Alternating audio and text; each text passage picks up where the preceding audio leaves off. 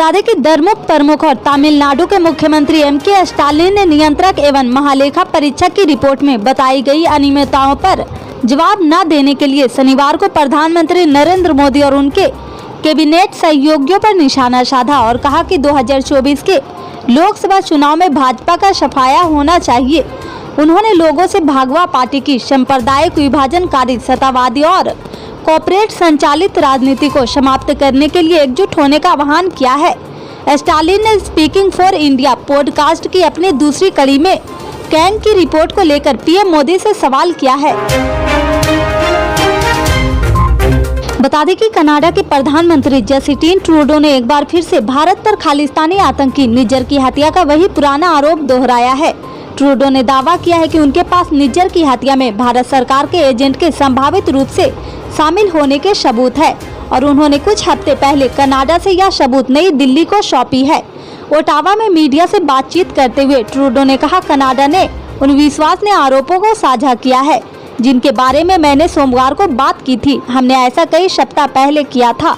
हम भारत के साथ रचनात्मक रूप से काम करने के लिए वहां हैं। हमें उम्मीद है कि वे हमारे साथ जुड़ेंगे ताकि हम इस गंभीर मामले की तह तक पहुंच सके। बता दें कि 1 अक्टूबर से बरेली के 151 केंद्रों पर धान की खरीद शुरू हो जाएगी। 4,941 किसानों ने धान बेचने के लिए पंजीकरण करा चुके हैं। प्रशासन ने 1,672 किसानों को सत्यापन काम पूरा कर लिया है। केंद्रों पर धान से लदे वाहनों को रवाना करने से पहले प्रभारी सेल्फी लेंगे। राइस मिल में वाहन से धान लदे को उतारने से पहले फोटो लेकर भेजा जाएगा। धान की कुटाई के लिए 55 मिलों ने पंजीकरण कराया है। डीएम ने एसडीएम को मिलों के सत्यापन की जिम्मेदारी दी है। धान खरीद की तैयारियों इन दिनों जोरों पर चल रही। खरीद में गड़बड़ी रोकने के लिए तकनीकी की मदद ली जा रही। बता दें कि प्रधानमंत्री नरेंद्र मोदी ने शनिवार को अपने संसदीय क्षेत्र वाराणसी को इंटरनेशनल क्रिकेट के स्टेडियम की सौगात दी है। वाराणसी प्रयागराज मार्ग पर राजा तालाब के गंजारी गांव में पीएम मोदी ने क्रिकेट की जानी मानी हस्तियों की उपस्थिति में स्टेडियम का शिलान्यास किया है। इस दौरान पीएम मोदी ने कहा कि खेल को लेकर अब समाज की सोच बदल रही है। अब माता पिता भी स्पोर्ट को लेकर गंभीर हुए हैं। अब देश का मिजाज ऐसा बना है कि जो खेलेगा वही खिलेगा। पीएम मोदी ने कहा कि आज दुनिया के नए नए देश क्रिकेट खेलने के लिए आगे आ रहे हैं। आने वाले समय में क्रिकेट मैचों की संख्या बढ़ने जा रही। बता दें कि लोकसभा में बसपा सदस्य दानिश अली के खिलाफ भाजपा सांसद रमेश बिधोड़ी की अपमानजनक टिप्पणी को लेकर हंगामा मचा हुआ है। इस बीच मुस्लिम संगठन जमीयत उलेमाए हिंद ने शनिवार को इस घटना को शर्मनाक बताया है।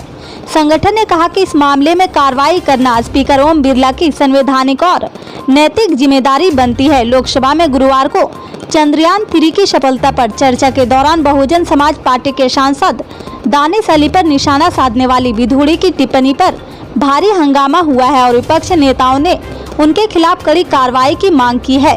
जमीयत प्रमुख मौलाना असद मदनी ने एक बयान में कहा कि सत्तारूढ़ पार्टी के एक सांसद ने संसद जिस तरह से एक मुस्लिम सांसद के लिए असंसदीय भाषा का इस्तेमाल किया गया वह देश के लोकतांत्रिक इतिहास में एक शर्मनाक घटना है।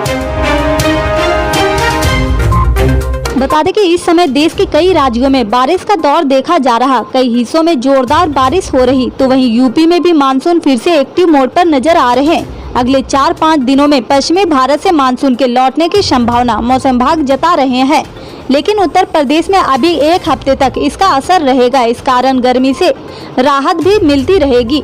इसकी बानगी है लखनऊ में चल रही पूर्वा हवा से शनिवार को लोगों ने राहत महसूस की है। बादल आते और जाते रह रहे हैं।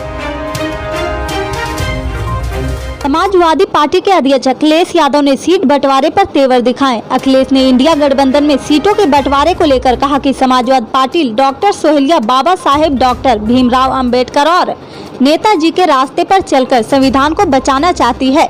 समाजवादी पार्टी गठबंधन में सीट मांग नहीं रही, सीट दे रही। गठबंधन के सभी सहयोगी दलों से मिलकर सीटों पर बात हो जाएगी। हमने पहले भी गठबंधन किए गए थे और समाजवादी पार्टी ने त्याग किया था। इस बार लड़ाई बड़ी है। समाजवादी पार्टी सबको साथ लेकर चलती। सीट बंटवारे पर भाकपा माले महासचिव दीपांकर भट्टाचार्य का बयान पहले आ चुका है। सीट बंटवारे पर उन्होंने कहा कि मुंबई की बैठक में तय हुआ है कि जिस राज्य में जो प्रमुख दल होगा प्रस्ताव उसी को दिया जाएगा।